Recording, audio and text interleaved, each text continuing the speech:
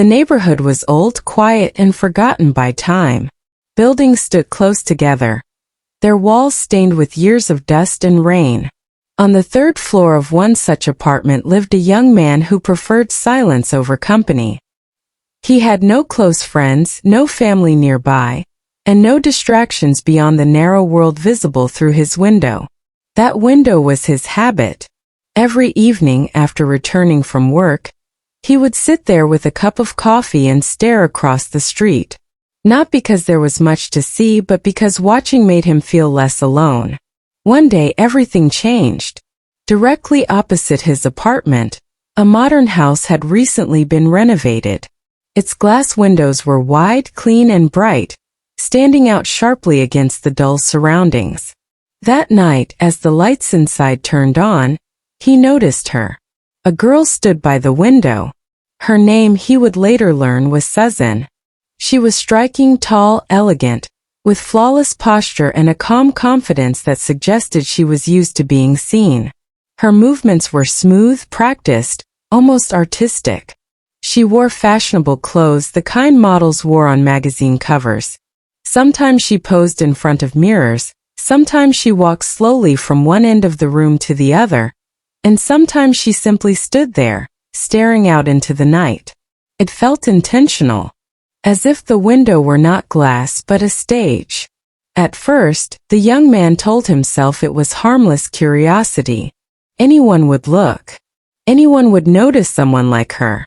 But curiosity turned into routine, and routine into something deeper, something he didn't want to name. Susan never closed her curtains. Night after night, she appeared at the same time.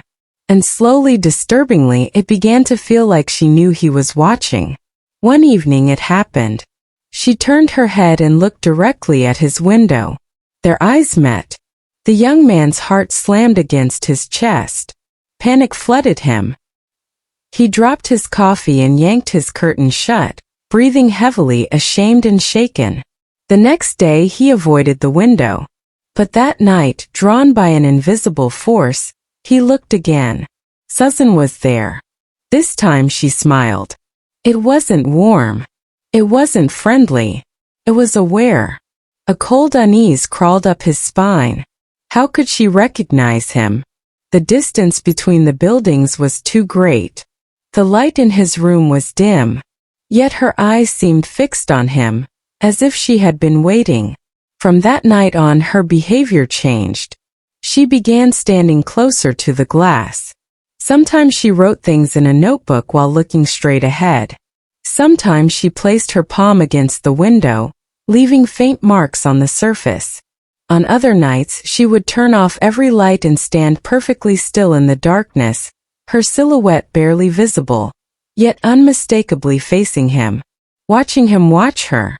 Then came the message. One night, the window fogged slightly from the cold air. Slowly, letters appeared, drawn by her finger on the glass. How long will you keep watching? His breath caught. His body froze. This was no coincidence. The next morning, exhausted and disturbed, the young man left his apartment and asked the neighbors about the house across the street. Most shrugged. Some looked uncomfortable. Finally, an elderly man spoke. "That house," he said quietly. "No one lives there." The young man frowned. "That's not possible. I see a woman there every night." The old man's face darkened. "A woman used to live there. Her name was Susan. She was a model. Very successful. Very alone." The young man felt his stomach drop. "She died years ago," the old man continued. "People say she suffered in silence. One night she stood at that window for hours, and then jumped. The world seemed to tilt." That night, trembling, the young man returned to his apartment. He stood by his window, afraid to look, but more afraid not to. Susan was there, but she no longer looked alive. Her skin was pale, almost colorless. Her eyes were dark and empty, stripped of emotion. The elegance was gone, replaced by something heavy and sorrowful. She slowly raised her hand and wrote on the glass, "You're the only one who can see me." Fear wrapped around him like chains. Suddenly, a sharp knock echoed inside his apartment. He spun around and rushed to the door.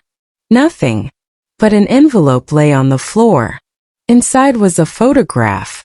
It showed Susan standing by her window, and reflected behind her was him, standing at his window, watching.